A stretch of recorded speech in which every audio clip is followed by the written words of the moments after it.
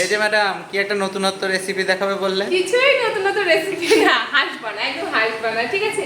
আমি কি থেকে কচু ভেজেছিলাম, মানে মচমচি হয়েছিল কচু ভাজাটা, ঠিক আছে। আমাকে জিজ্ঞাসা করেছিল দু একদিন যে দিদিভাই একটু কচু ভাজা রেসিপিটা দিও না।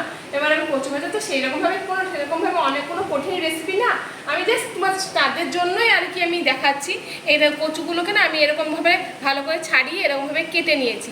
তোমরা চাইলে এই দেখো এই মেশিনেও কাটতে পারো, এই মেশিনেও কাটতে পারো, আমার হাত দিয়েও কাটতে পারো পাতলা পাতলা করে। আমি মেশিনেও কাটি, আবার হাত দিয়েও কাটি।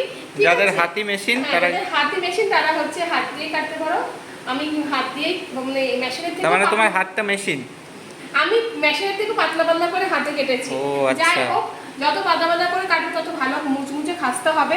আর এটাকে কাটার পরে ভালো করে ধুয়ে নিয়েছি, আর প্রায় মোটামুটি 2-3 ঘন্টা আমি এটা নুন জলে ভিজিয়ে রেখেছিলাম। নুন জলে ভালো করে ভিজিয়ে রেখে ভালো করে ছেঁকে নিয়েছি, মানে যতটা পারবে ভালো করে, যাতে জলটা না থাকে, ঠিক আছে, যতটা পারবে যাতে জল না থাকে সেটাকে মানে ভালো করে একটু ড্রাই করে নিয়ে ভাজলে দরকার হলে খবরের কাগজ ইউজ করতে পারো, কাগজ বা কোনো ভালো পরিষ্কার কাপড় দিয়েও মুছে ও আচ্ছা, পরিষ্কার কাপড়। খবরের কাগজ ইউজ করা উচিত না, উচিত না। যাই হোক, কোনো পরিষ্কার কাপড় দিয়ে ভালো করে মুছে নিলে কি হয়, ভালো একটু হয় আর কি, মুচমুচে হয় ভালো। আর এই দেখো এখানে আমি তেলে অলরেডি দিয়ে দিয়েছি কিছুটা, আর এর মধ্যে না আমি আগে হলুদ মাখাইনি, আমি এর মধ্যে একটু হলুদ আমি তেলেই দিয়ে দেবো। ওকে, ঠিক আছে, তেলে হলুদটা দিয়ে দিচ্ছি, কারণ দেখবে কচুটা লালছে তো, এবার এর মধ্যে হলুদ দিলে কি হবে, কোনোটা গায়ে লাগবে কোনোটা গায়ে লাগবে না। সেই জন্য আমি এর মধ্যে হলুদটা আমি করছি না, দিচ্ছি না, আমি ডাইরেক্ট তেলের মধ্যে হলুদ দিয়ে দিচ্ছি, তাহলে কি হবে, হলুদটা লেগে যাবে। আর এরকম করে একটু ডুবো তেলে ভাজতে হবে, একটু তেলটা একটু বেশি লাগবে, ঠিক আছে, এরকম করে ভাজতে হবে। আর কি বলবো, আর হচ্ছে ইডলির মতো, হ্যাঁ তোমরা চাইলেও লবণ একটু, মানে ভাজার পরে একটু বিট লবণও দিয়ে নিতে পারো, খেতে আরো টেস্টি লাগবে।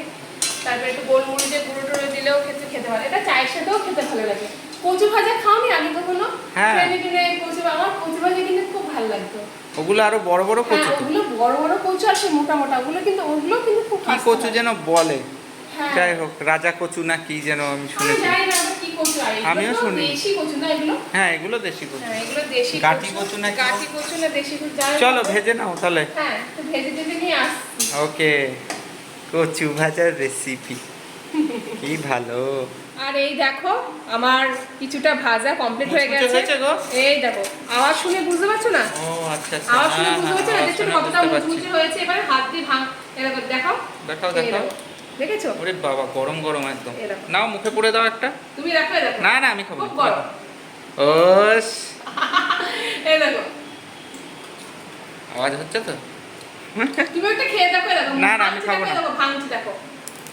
ও মুচমুচে হয়েছে, দেখেছো কত সুন্দর, একদম ঠিক বলেছো, ঠিক আছে। না এটা খুব মুচমুচে, খুব তাড়াতাড়ি হয়ে যায়, বেশি কিছু ঝামেলা লাগে না, খুব তাড়াতাড়ি, খুব মুখরোচক একটা ইয়ে, মানে এটা চায়ের সাথে। হ্যাঁ তোমরা যদি একটু চাও যদি একটু লঙ্কার গুঁড়ো মিশিয়ে দিতে পারো, খেতে খুব টেস্টি লাগে। কারণ আমরা যেহেতু লঙ্কার গুঁড়ো খাই না, সেজন্য আমাদের বাড়িতেও নেই, স্টকেও নেই, ঠিক আছে। তো লঙ্কার গুঁড়ো হালকা মিশিয়ে নুন দিয়ে বিট লবণ দিয়ে লঙ্কার গুঁড়ো দিয়ে জমে যাবে।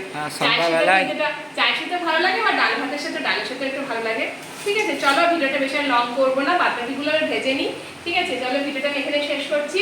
আর কে ভিডিওটা, মানে এরকম রেসিপিটা কে চেয়েছিল আমার তার নাম, সে যদি দেখে থাকো একটু কমেন্ট করো, তার নাম মনে নেই। যারা চেয়েছিল ভিডিওটা তারা যদি দেখে থাকো প্লিজ কমেন্ট করে জানিও, ভালো লাগলে লাইক শেয়ার কমেন্ট করে। দেখা যাচ্ছে নেক্সট ভিডিওতে। আর তোমাদের কোন রান্নার রেসিপি চাইলে অবশ্যই আমাকে কমেন্ট করে বলতে পারো, আমি দেওয়ার চেষ্টা করবো, ঠিক আছে।